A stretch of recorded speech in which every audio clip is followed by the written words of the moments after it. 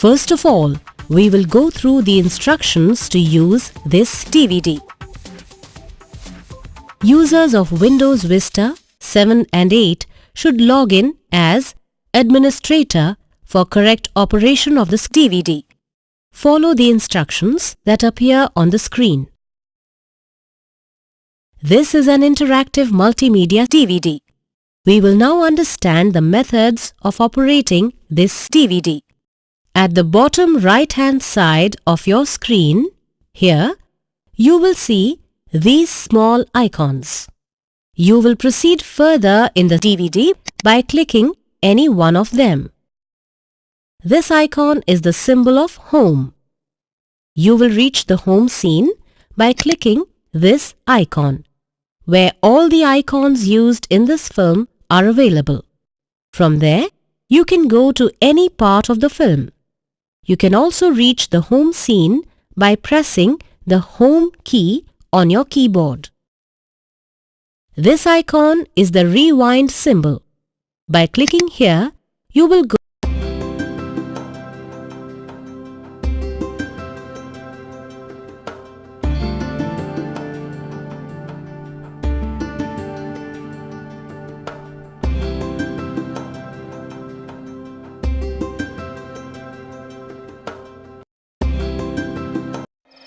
Paridhan, that is apparel, India's largest training institution in the apparel sector, employment-oriented short and long-term courses, smart trainers for the rapidly growing apparels industry, redefining the contours of skill, a unique combination of mainstream vocational education with employment skill sets. The Apparel Training and Design Center, ATDC, full with employment opportunities in apparel units. More than 200 centers located in 22 states and 85 cities, regularly imparting skills to unemployed youth since 1996.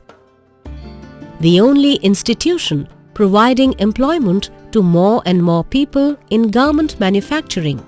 The Apparel Training and Design Center, ATDC, with its state-of-the-art facilities, clean and healthy environment, ATDC is the leader providing skills to the youth, women and poor sections of society. ATDC 29 industrial training programs have been approved as Modular Employable Skills (MES) in garment making and fashion by the National Council for Vocational Training (DGET), Government of India, and 110 ATDC centers are being converted to Vocational Training Providers (VTPs).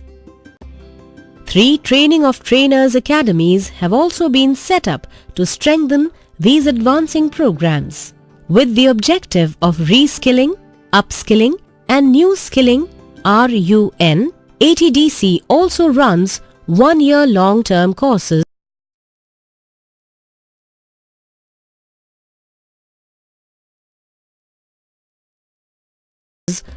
alongside 6-month short-term and 1-month fast-track courses.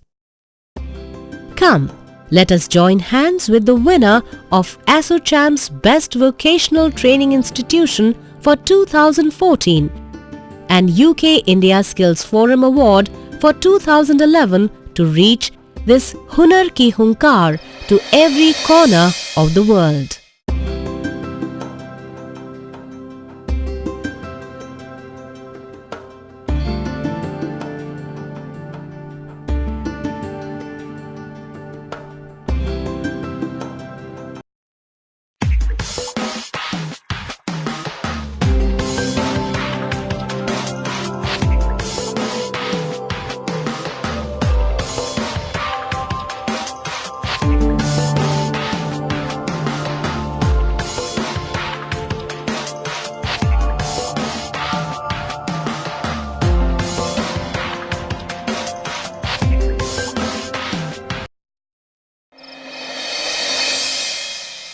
from the stage of cutting the fabric to the stage of packing, correct measurement of a garment puts the seal of quality on a garment.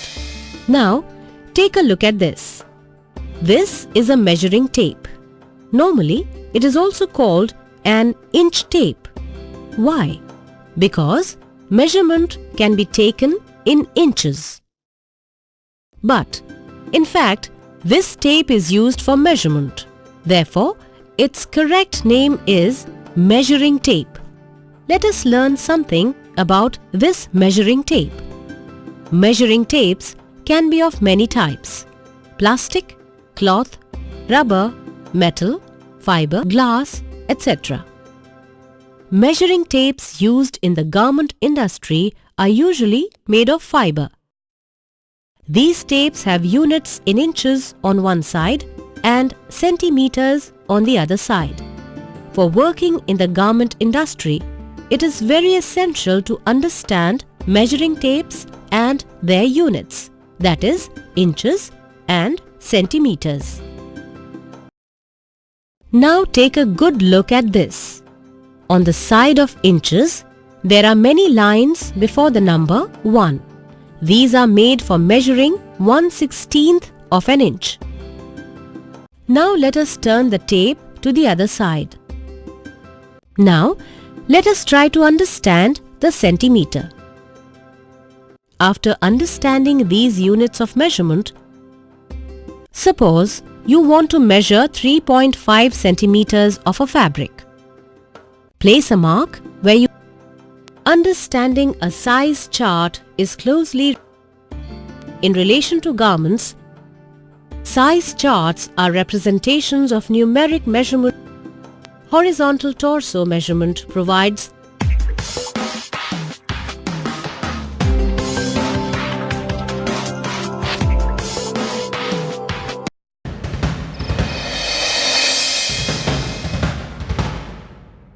the main process flow in the finishing department once sewing is over is trimming and spotting, shade sorting, needle detection and tagging.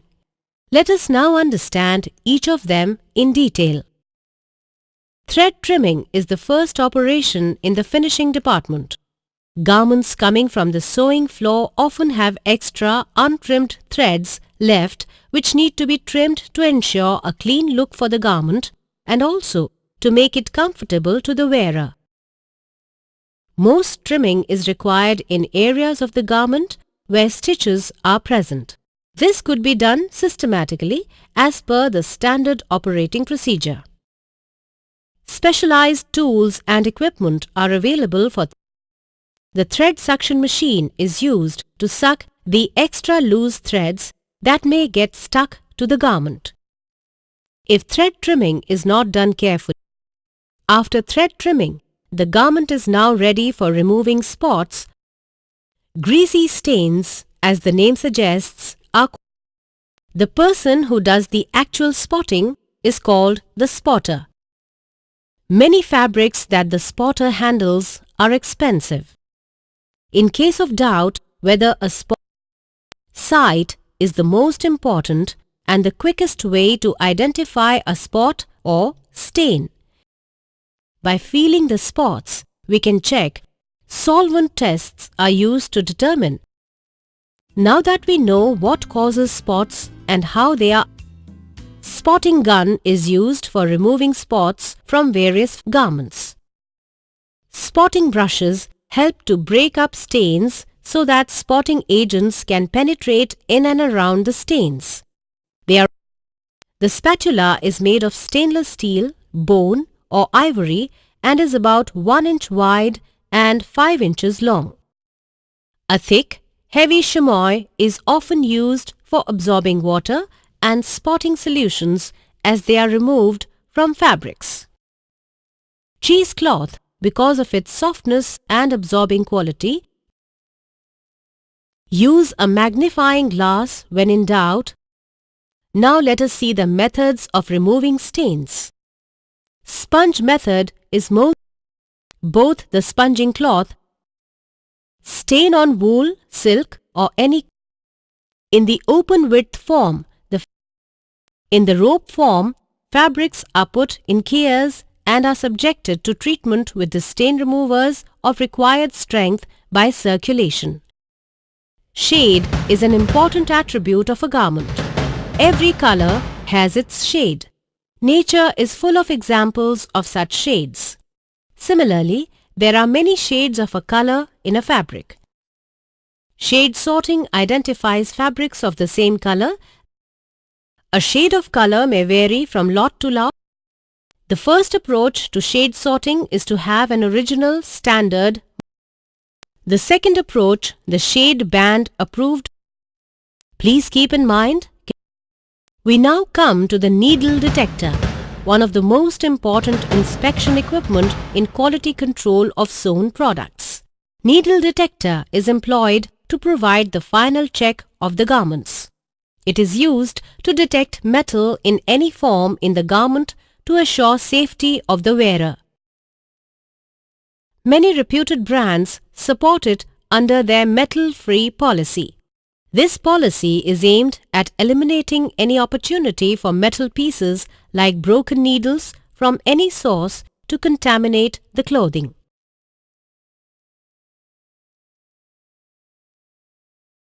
There are two types of needle detectors. The first is a machine consisting of a conveyor belt. Packed garments are passed through this conveyor belt. It is an automatic system with a stop alarm in case of contamination being uncovered. The second is this hand needle detector, which can be useful in pinpointing the precise location of a contaminant within a garment rejected by an automatic system, allowing it to be removed and the garment retested. When metal is found, corrective action should follow. Remove all garments on the conveyor belt to a lockable storage zone or reject them while production continues in case they cannot be corrected. If the contaminant can be located, as the terms indicate, both are processes deployed for cleaning garments. Dry cleaning is the process of cleaning garments using a chemical solvent other than water. This solvent, generally known as dry cleaning fluid, is called tetrachloroethylene or perchloroethylene, also called PERC for short, in the industry. It is used to clean delicate fabrics.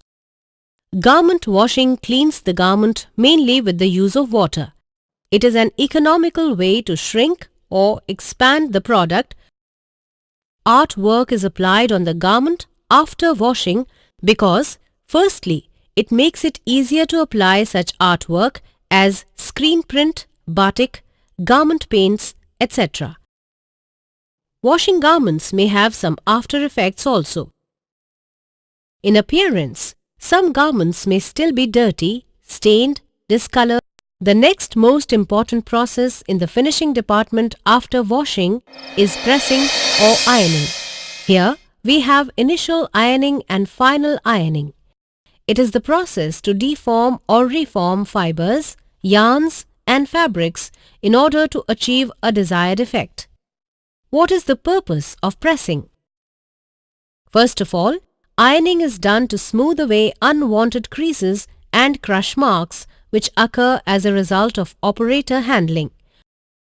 Secondly, it is also done to prepare the garment for further sewing. This is called under-pressing, that is, pressing operations on partly constructed garments. But it is likely to be more quickly and accurately sewn if it is pressed. Similarly, ironing a seam opens it on both sides and it makes sewing easier and neater. Pressing a bias binding strip for piping operation is another example of under-pressing. To refresh the fabric appearance, after manufacturing, final pressing is undertaken. Have you observed a crumpled shirt after operator handling and washing processes? Pressing it removes unwanted creases to make it a nicely ironed shirt with neat appearance after final pressing.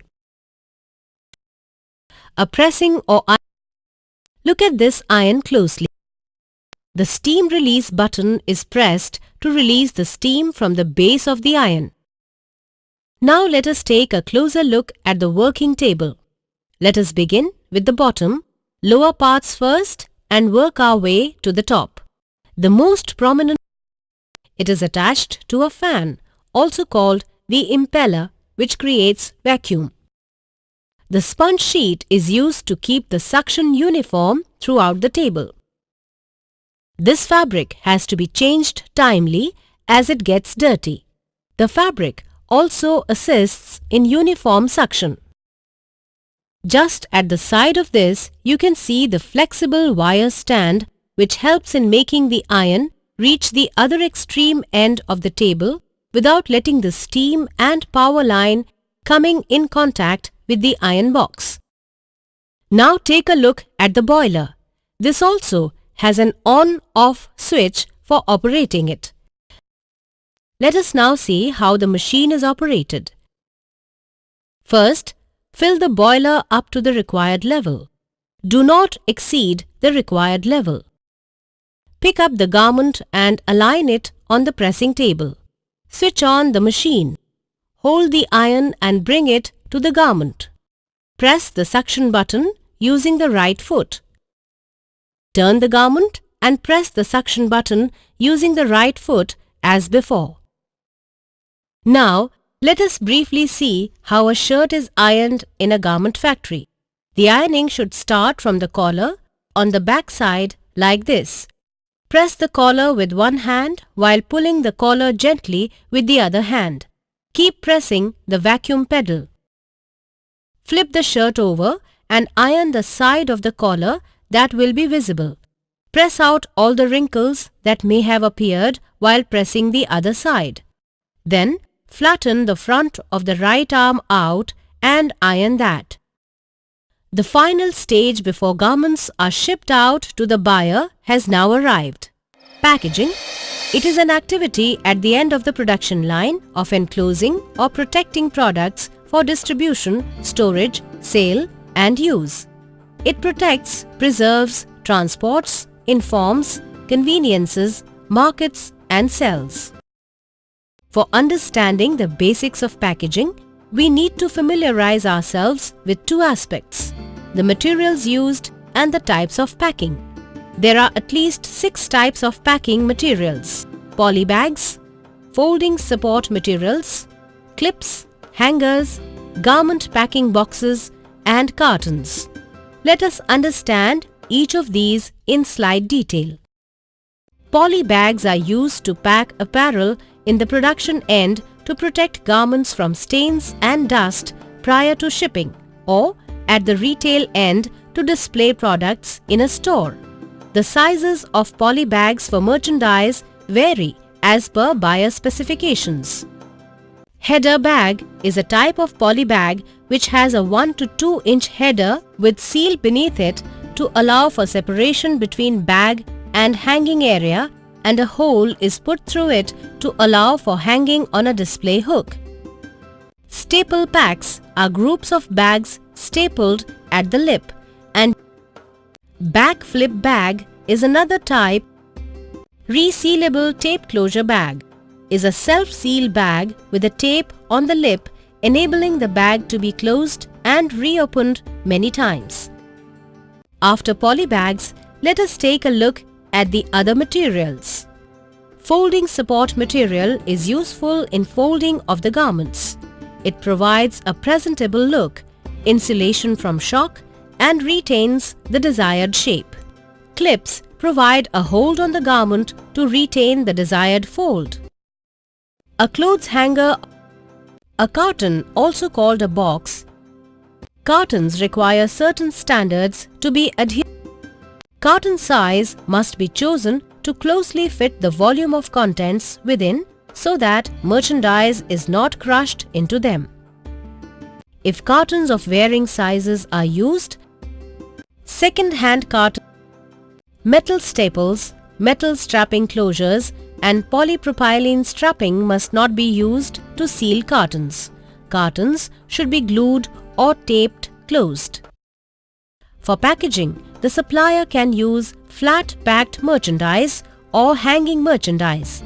But it is the supplier's responsibility to ensure that merchandise is securely packed and ensure that no damage will occur during transit, storage or sorting. Now answer these 5 questions. Remember, you only have to click on yes or no. Question 1. Does packaging perform the function of marketing?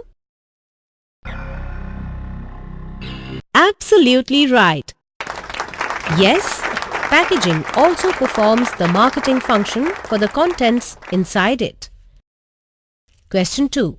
When garment quantity is insufficient, can we use non-standard packaging?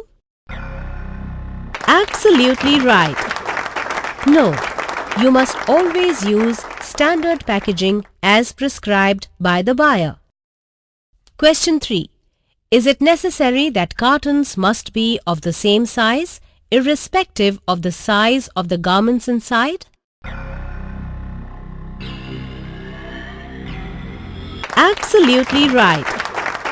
No, cartons can be of different sizes if the buyer has prescribed them to be different. Question 4. In a metal-free policy which applies to garments, is it all right to seal the cartons with metal strapping?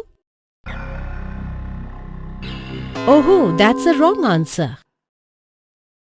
No, metal strapping must not be used on cartons. They should either be glued or taped to be sealed.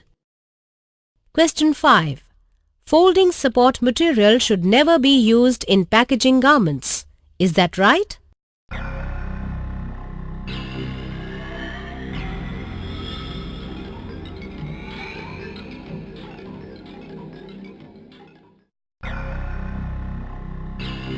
Absolutely right.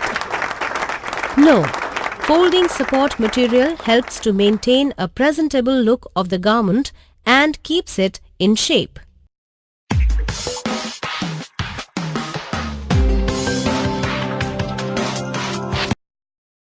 And now, at the end of this training video, we will talk about the correct work posture. That is, how you should sit or stand while working. Remember, it makes a big difference on your productivity, work and quality. Therefore, watch this part carefully. First of all, let us see the sitting posture.